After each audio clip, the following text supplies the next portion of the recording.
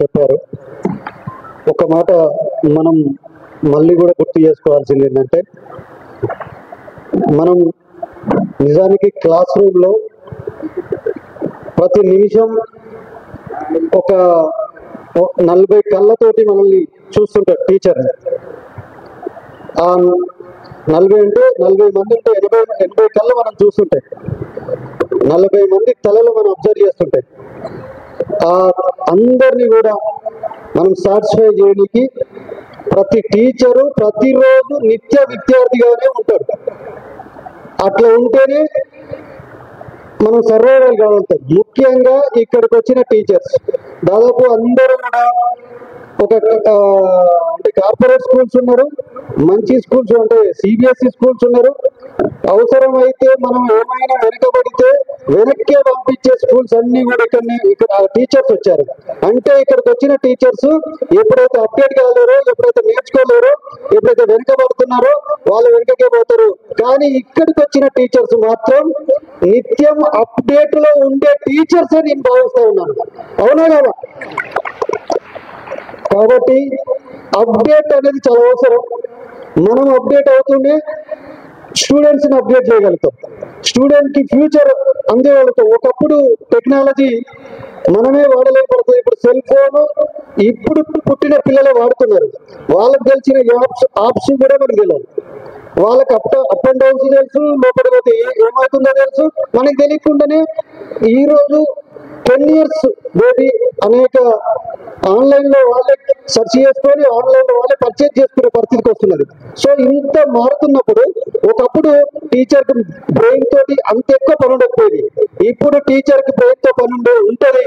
ఒకవేళ సార్ అనుకుంటే ఏమన్నాడు, మొన్న ముఖ్యమంత్రి గారు ఒక మాట అన్నారు, ప్రైవేట్ టీచర్లు ఏముంది 10th క్లాస్ తోటే అయిపోతుంటారు, వాళ్ళకి పెద్దగా నాలెడ్జ్ ఉండదని చెప్పేసి అంటుంటారు. నేను ఈ వేదిక సందర్భంగా నేను ముఖ్యమంత్రి వ్యాఖ్యలను ఖండిస్తా ఉన్నాను. ఎందుకంటే ప్రైవేట్ టీచర్లు ఇక్కడికి వచ్చిన వాళ్ళని అడగండి. ఈ రోజు హైదరాబాద్ లో సుందర విజ్ఞాన కేంద్రంలో బాలింగంపల్లిలో ఉన్న ఈ హాల్లో అడగండి, ఎవరైనా 10th క్లాస్ చదివి ఉన్నారా? 10th క్లాస్ తోటి ఆపారు. 10th క్లాస్ తోటి ఆపిరు కాదు, వీళ్ళు డిగ్రీలు చదివారు, పిహెచ్డీలు కూడా చేశారు. ఆ పిహెచ్డీలు చదువుతున్న వాళ్ళు మాత్రమే ఇక్కడ పిలుచుకొని వచ్చాం. పీజీలు చేశారు. నిజానికి ఒకవేళ గవర్నమెంట్ టీచర్లు వాళ్ళు గొప్పలో మనం ఏం వనాల్సింది ఏం లేదని వాళ్ళకి. ఎందుకంటే వాళ్ళు ఎగ్జామ్ రాస్తారు, క్వాలిఫై అవుతారు, వాళ్ళు చాలా మాకంటే బాగా పెర్ఫార్మెన్స్ చేసి కాబట్టి ఎగ్జామ్ ప్యాటర్న్లో వాళ్ళకి జాబ్ వచ్చింది, వాళ్ళు గొప్పలు అనుకుందాం. కానీ మీరు మనవాల్సింది మర్చిపోతున్నది ఒకటి ఉంది.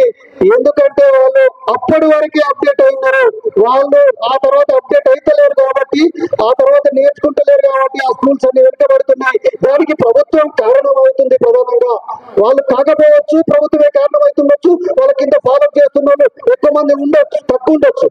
కానీ మనల్ని మాత్రం వాళ్ళు వెనుకబడ్డా కానీ మేము ముందుంటాం, ముందు తరాల కోసం మేము ప్రయత్నం చేస్తాం, అప్డేట్ అవుతాం, అప్డేట్ తరాన్ని తయారు చేస్తాం అనేవాళ్ళు ప్రైవేట్ టీచర్లు. వీళ్ళ గొంతు మీరు అర్థం చేసుకోవాల్సిందిగా మేము కోరుతా ఉన్నాం. అది అర్థం చేసుకోవాలి. గవర్నమెంట్ వాళ్ళు అధికారులు కూడా అర్థం చేసుకోవాలి. వాళ్ళకి వచ్చిన తర్వాత కూడా ఇప్పుడు మినిస్టర్ గారు వచ్చే అవకాశం ఉంది.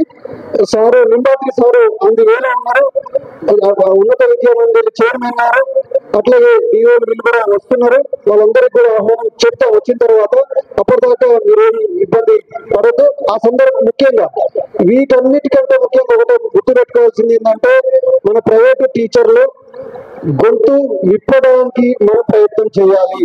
అంటే ఎక్కడ మన క్లాస్ రూమ్ లో మనం ఎక్కడ బోధిస్తున్నాం, ఎవరికి బోధిస్తున్నాం, ఎట్లా బోధిస్తున్నాం అని చాలా కీలకమైంది.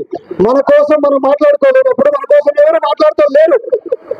ఇప్పటిదాకా చూడండి, ప్రైవేట్ టీచర్లను ఒకరు గ్యాదర్ చేసి దాదాపు 3.5 లక్షల మంది ప్రైవేట్ టీచర్లు తెలంగాణ రాష్ట్రంలో ఉంటే, తెలంగాణ 3.5 లక్షల మందిలో ఉన్న ఈ ఒక్కరి గురించి కూడా ఏ ఎమ్మెల్యే మాట్లాడు, ఏ ఎంపీ మాట్లాడు, ఏ ముఖ్యమంత్రి మాట్లాడు, ఎవరు మాట్లాడు? మరి ఎవరు మాట్లాడాలి?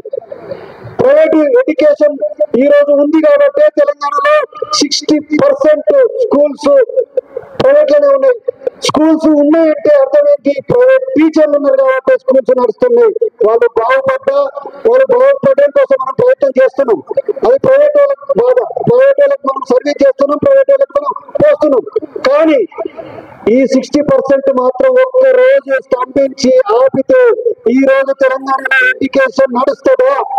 ఇక్కడే కాదు, ఉన్నత విద్యలో 80% ప్రైవేటే. ఉన్నత విద్యలో ఈ తెలంగాణ మొత్తంలో చూసుకుంటే 8 లక్షల మంది ప్రైవేట్ టీచర్ ఎంప్లాయీస్ ఉన్నారు. ఈ టీచింగ్ ఫ్యాకల్టీ కానీ డిసైడ్ అయ్యి ఒక్క రోజు మేము స్టడీ చెప్పమని చెప్పేసి ఒక నేను ఆజ్ఞ ఉంటుంది, తెలంగాణ అతలాకుతలం అయిపోద్ది. తెలంగాణ కాదు, దేశం మొత్తం అతలాకుతలం అయిపోద్ది. కానీ మనం మాత్రం ఐక్యం లేం. మనం ఒకరి గురించి ఒకరు మాట్లాడడం, ఒకరి గురించి ఒకరు మాట్లాడకుండా, ఒకరికి సపోర్ట్ చేయకుండా మన కోసం ఎవరు సపోర్ట్ చేయరు. ముఖ్యంగా ప్రైవేట్ టీచర్లకు ఇంకా మరింత బాధ్యత ఉందంటే, గవర్నమెంట్ టీచర్లలో ఉన్న వాళ్ళు అక్కడికి వచ్చే పిల్లలంతా పూర్ ఫ్యామిలీస్ నుంచి వస్తారు. వాళ్ళకు ఇబ్బందులు తెలుసు, కష్టాలు తెలుసు. కాబట్టి వాళ్ళు అవసరం ఉంటే అడగడానికి అవకాశం ఉంది. కానీ ప్రైవేట్ స్కూళ్ళలోకి వచ్చే పిల్లలు అడగడానికి స్కోప్ లేదు. కానీ వాళ్ళ మైండ్లను ఎన్లైట్ చేసి వాళ్ళలో ఒక వెలుగు నింపి ఈ సమాజం పట్ల జరుగుతున్న అన్యాయాన్ని ప్రశ్నించడానికి కోసం వాళ్ళని తయారు చేయకపోతే భవిష్యత్తులో మన కోసం మాట్లాడే వాళ్ళు ఉండరు.